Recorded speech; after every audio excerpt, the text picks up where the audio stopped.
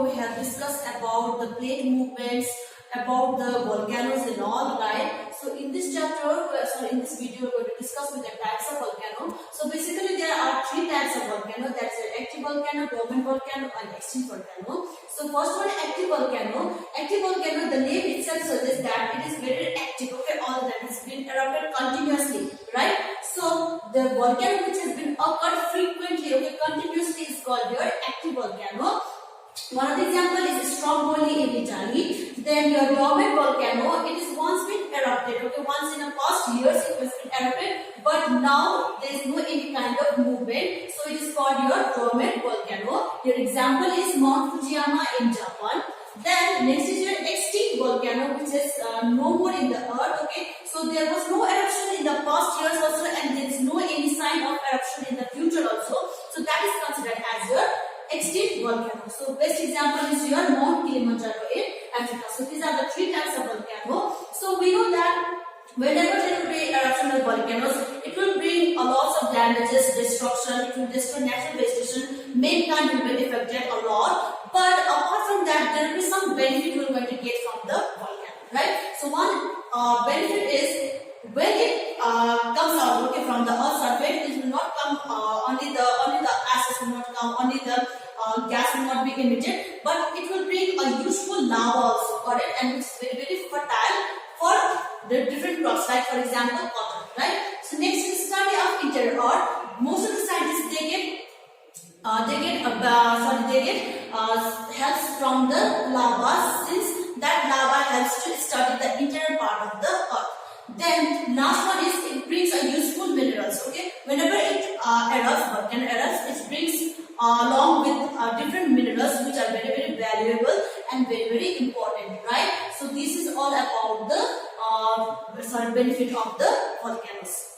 So we are going to do the last part of this chapter, that is earthquake. So earthquake occurs whenever there is a slight pass of the two tectonic plates, or they are going to diverge, or they are going to converge with each other.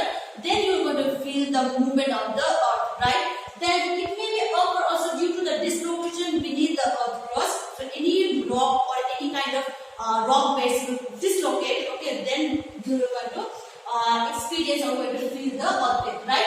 So now the point where the earthquake originates is called your focus, and this vibration will move upward the surface of the earth in a concentrated form, okay, in a concentrated circle. Then when it touches to the surface of the earth, okay, this zone is called your epicenter. This area experiences a huge magnitude of the earthquake, okay, right?